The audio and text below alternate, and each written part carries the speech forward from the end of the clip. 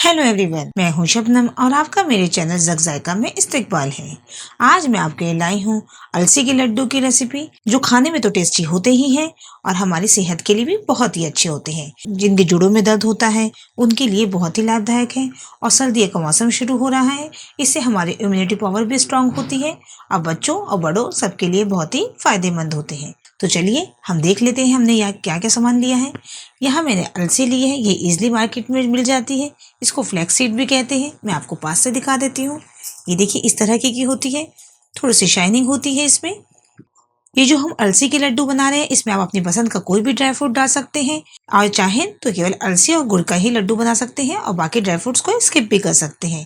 Dry fruit डालने से हमारे लड्डू का टेस्ट तो इनहेंस होता ही है, हमारी सेहत के लिए भी बहुत ही अच्छे होता है। यहाँ मैंने अलसी के बीज लिए हैं 150 ग्राम, मखाने लिए हैं 50 ग्राम और बादाम लिए हैं 50 ग्राम। इन सबको हमें रोस्ट करना है। तो चलिए अब हम इसे रोस्ट कर लेते हैं। आप चाहें तो इन ड्राई फ्रूट्स के अलावा अपनी पसंद का कोई भी ड्राई फ्रूट्स ले सकते हैं या इन ड्राई फ्रूट्स की क्वांटिटी को आप कम या ज्यादा भी कर सकते हैं। चलिए अब हम गैस की फ्लेम को ऑन कर लेते हैं। सबसे पहले हम अलसी को रोस्ट कर लेते हैं। गैस की फ्लेम को मैंने यहाँ पे मीडियम रखा है। अलसी 3 या 4 मिनट में रोस्ट हो जाती है। बस इस बात का ध्यान रखना है कि अलसी हमारी कच्ची ना रह जाए या ओवर रोस्ट ना हो जाए। अगर हमारी अलसी कच्ची रह गई तो थोड़े से इसके जो लड्डू बनेंगे वो चिपचिपे से बनेंगे, और अगर हमारी अलसी ओवर रोस्ट हो गई तो हमारे जो लड्डू है वो थोड़े से कड़वे बनेंगे। इसलिए थोड़ा सा हमें रोस्ट करते हुए ध्यान रखना है। जब ये रोस्ट होना शुरू हो जाएगी तो ये जो बीज है इसकी वो उसमें से आवाज़ आने लगेगी और थोड़े से वो फूल भी जाएंगे। तो आपको समझ में आ जाएगा कि आपकी अलसी जो है वो अच्छे से रोस्ट हो चुकी है। हम रेगुलर चलाते भी रहेंगे ताकि हमारे अलसी के बीज हैं वो सारी साइड से अच्छे से रोस्ट हो जाए। अलसी को रोस्ट करने के लिए हमने किसी भी घी वगैरह का इस्तेमाल नहीं किया है, इसे बिना घी के ही हमें रोस्ट करना है। अगर आपने हमारे चैनल को सब्सक्राइब नहीं किया है, हमारे चैनल को सब्सक्राइब कीजिए और हमारी आने वाली नई वीडियो की नोटिफिकेशन के लिए बेल आइकन को प्रेस करना नहीं भूलिएगा। ये देखिए हमारी अलसी बहुत अच्छे से भुन चुकी है। इसमें से आपको आवाज़ भी आ रही होगी। बस हम गैस की फ्लेम को बंद कर देते हैं, नहीं तो ये बहुत जल्दी ओवर रोस्ट हो जाती है। और इसे थोड़ा सा हम चला लेते हैं ताकि नीचे से भी जले नहीं। अलसी को एक प्लेट में निकाल लेते हैं ताकि ओवर रोस्ट ना हो जाए।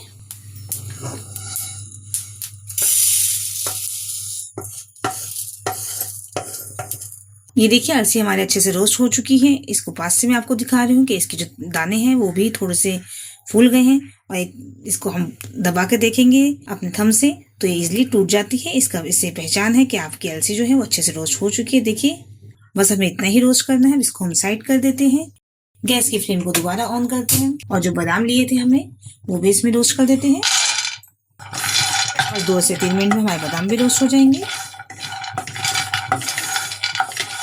चलिए बादाम भी हमारे अच्छे से रोस्ट हो गए हैं। इसको भी हम एक प्लेट में निकाल लेते हैं। अब जो हमने मखाने लिए हैं उसको हम रोस्ट कर लेते हैं। आप चाहे तो बिना घी के भी मखानों को रोस्ट कर सकते हैं, तब भी इजीली रोस्ट हो जाते हैं। लेकिन देसी घी से हमारे लड्डू का टेस्ट तो इनहेंस होता ही है। चलिए मैं यहाँ पे 2 चम्मच देसी घी डाल लेती हूँ। चलिए घी हमारा मेल्ट हो चुका है। मखानों को भी रोस्ट कर लेते हैं। मखाने भी हमें क्रिस्प होने तक फ्राई करने हैं, जिसे फ्राई होने में लगभग 4 से 5 मिनट का टाइम लगता है। तो मैंने यहाँ पे मीडियम ही रखा है।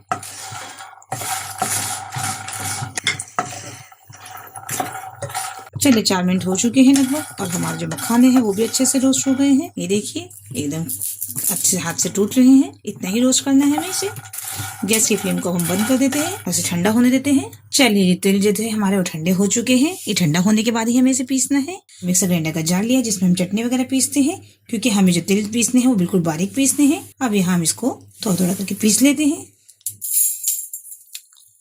चलिए हम 2 बार में इसे सारा पीस लेंगे ताकि ये अच्छे से पाउडर फॉर्म में मिले। हमें इसका बिल्कुल स्मूथ पाउडर बनाना है। ये देखिए हमारी अलसी पीस चुकी है। इसको मैंने बिल्कुल पाउडर फॉर्म में पीसा है। अब इसको हम एक बाउल में निकाल लेते हैं और बाकी अलसी को भी हम अच्छे से पीस लेते हैं। चलिए बाकी अलसी को भी हम पीस लेते हैं बारीक। ये देखिए हमारी सारी अलसी पीस गई है। अब इसको भी मैं बाउल में निकाल लेती हूँ।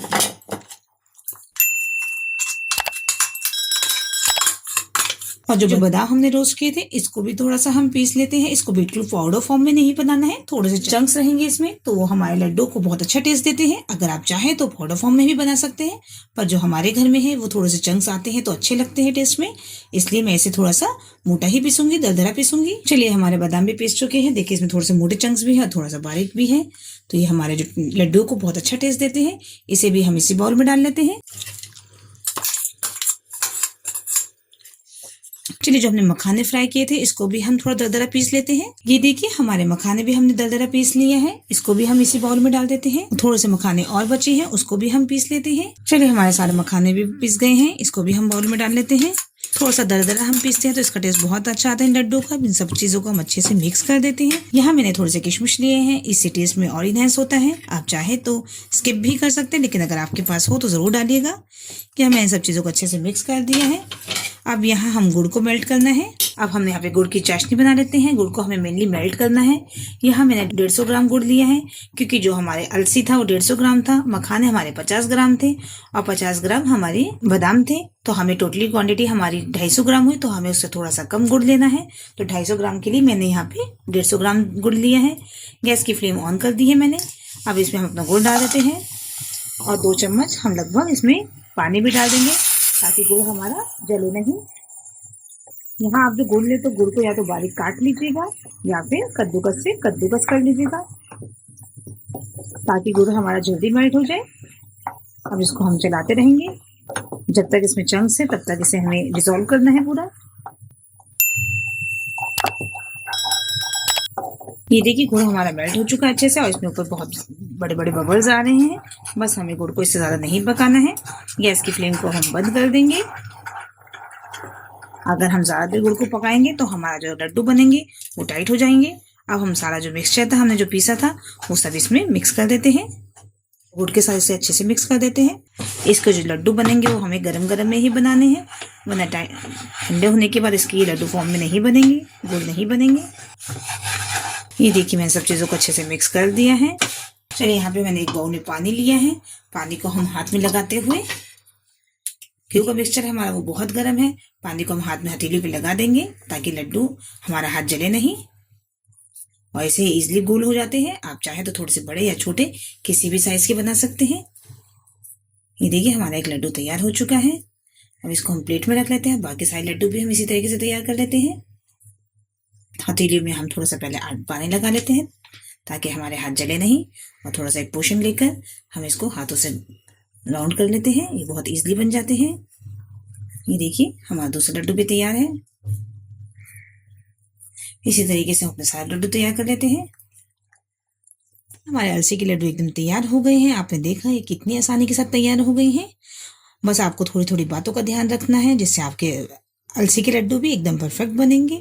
इसको आपको गरम गरम में ही बनाना है, वरना ही जैसे ही ये ठंडे होंगे इसकी लड्डू की फॉर्म में गोल शेप में नहीं आएंगे। इसलिए अगर आप ज़्यादा क्वांटिटी में बना रहे हो तो किसी और की भी हेल्प लीजिएगा लड्डू बनवाने में। खाने में तो बहुत टेस्टी होते ही हैं, लेकिन ये हमारे हेल्थ के लिए भी बहुत अच्छे होते हैं और सर्दियों में ये बहुत ही बेनिफिट देते हैं हमारी सेहत को। इसलिए आप इस सर्दी में इस लड्डू को ज़रूर बनाइएगा। और अगर आपको मेरी रेसिपी पसंद आई हो तो मेरी वीडियो को लाइक कीजिए, मेरे चैनल को सब्सक्राइब कीजिए और नई आने वाली वीडियो की नोटिफिकेशन के लिए बेल आइकन को प्रेस करना नहीं भूलिएगा। चलिए जल्दी मिलते हैं इंशाल्लाह एक नई रेसिपी के साथ।